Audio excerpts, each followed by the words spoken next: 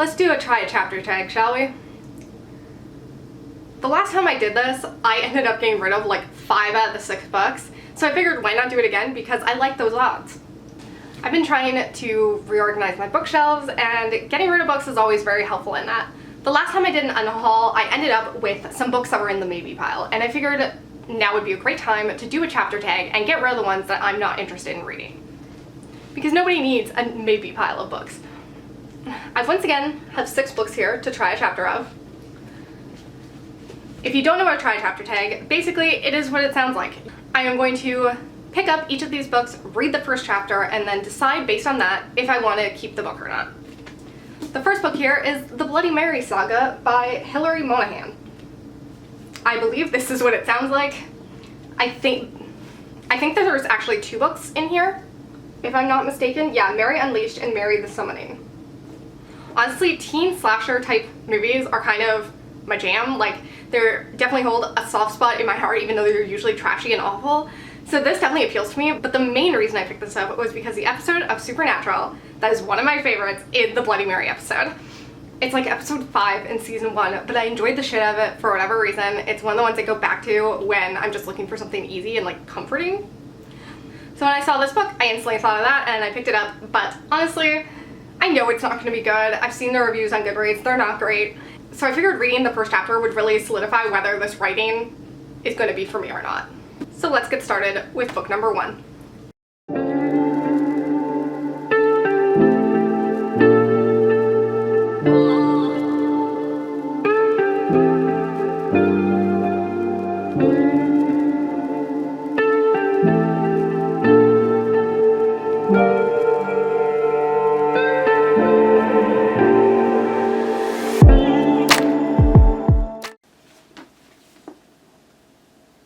I don't know how to feel about this one. So the first couple pages in this book are actually a letter from Mary, who I'm assuming will go on to become Bloody Mary, from Mary to her sister back in like the 1800s. And I really liked those pages. She was very like quippy. And she was just kind of joking about how much it sucks to be single. And I thought that was cute. I enjoyed it. I instantly liked the voice. But then the actual chapter starts, and it's just kind of very short. A couple pages of these girls at a slumber party in the here and now playing Bloody Mary. And that stuff wasn't so interesting, but it really was just a start. So because I liked the letter so much, I actually think I'm gonna keep this. Although it's probably weird to root for Bloody Mary because she's so far the character I like. But I mean, like I said, I enjoy a good, trashy, cheesy horror movie, so I imagine this will be kind of like that. The next book up for deliberation is The Blackcoats by Colleen Oakes. So I believe that this is about a group of girls who kind of have this secret society almost, known as the Blackcoats, and they get revenge on men who've done them wrong. Or men who just in general do people wrong, I believe. Yeah, so any man who hurts girls or women, they get revenge on. And eventually the scale tips too far the other way and they start going overboard. And I believe that's where our main character comes in because she's trying to figure out if what they're doing is right, I guess. I love a good revenge tale. I especially love a tale about women, you know, fighting back and getting revenge on shitty men. So this is definitely up my alley. But it's YA, which makes me believe it's not going to go far enough, and it's not going to be dark enough for my soul. I feel like you don't really need to sit here and watch me read all of them, so I think I'm just going to shut this off and come back when I've read the first chapter, especially because this one's a bit longer than the last one. Alright, so it's been a couple hours, so I might look a little bit different. My makeup is clearly wearing off. I actually finished the first chapter to 2 books. Let's start with this one. So I read the prologue as well as the first chapter, and the prologue is very brutal. It has a very graphic, violent rape scene of a girl who I'm assuming is the person who started this club to get revenge on men who hurt women. We then move on to the first chapter, which takes place with our main character who ends up finding an invitation to join this secret society type thing. I didn't love this first chapter because it just felt really, really rushed. She gets this invitation and immediately like runs off and kind of goes out of her way to join this secret society, despite the fact that she has no idea what it is. Like, she has no idea what this invitation is for, yet she's jumping in fountains and she's racing across town, and I'm like, why? Like, why would you go out of your way to do all this shit when you don't even know what you're doing it for? They also introduced the love interest really quickly, which is not something I love. I do not like YA teen romances. I find it irritating, but I did think that there was enough in this to make me want to read more. So I think this might be when I listen to an audiobook though. I'm unsure, but I definitely am going to read this somehow. Whereas this one, I don't think I am. This is The Bucket List by Georgia Clark. This is about a main character who finds out that she has the breast cancer gene. She doesn't actually have breast cancer, but it's kind of like a ticking time bomb. It means that she, at some point, will probably have breast cancer. I didn't love the first chapter of this. I love the idea of this book. As someone who thinks about cancer a lot and thinks about the possibility of getting cancer in my life a lot, I can definitely empathize with this situation. If it was me and I found out like I had this breast cancer gene, I would do the same thing this character is doing. I would 100% be like, okay, let's get rid of my boobs. Because you just don't fuck with cancer. Now the reason it's called The Bucket List is that the main character decides that she has a bucket list for her boobs. All these things that she wants to do before her surgery. The thing about this was I just didn't like the tone of it. And I really didn't vibe with the humor. And don't get me wrong, I 100% believe that you can deal with like dark situations with humor. I do that in my day-to-day life on a constant basis. But I definitely prefer like a dark humor, whereas this was giving me major rom-com energy.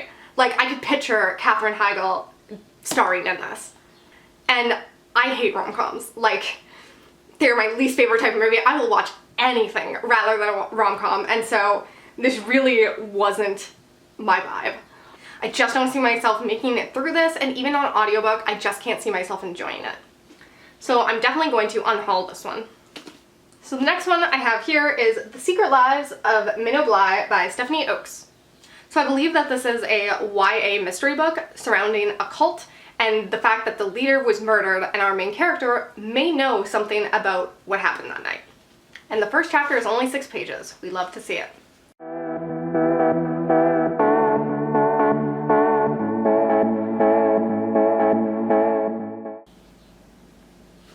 I was wrong. The first chapter was only 2 pages.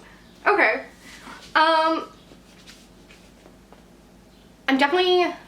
I don't know if I'm gonna read this, but I'm definitely going to listen to it on an audiobook. So obviously from those 2 pages, I didn't get a lot, but I will say I enjoyed the writing style. Normally I can tell right away if I don't like the way the writing is, and this I didn't hate. I enjoy the subject matter. Cults are always interesting, so at the very least I'm definitely gonna try this on audiobook, but I might read it too. It is something I'm not gonna unhaul. The next book here is The Exact Opposite of Okay by Laura Stephen. So this is a YA book about a girl who has rumors circulating about her and kind of has to deal with being slut-shamed because she slept with some sort of politician's son, I believe, and essentially some photographs or something got out. I also know that she is a comedian, I believe. I also know that she's a comedian. I believe that that plays an important part in the book, and we'll see what I feel about it. Like I mentioned, I'm not really into things that are comedic, and I'm not really into YA, so we'll see.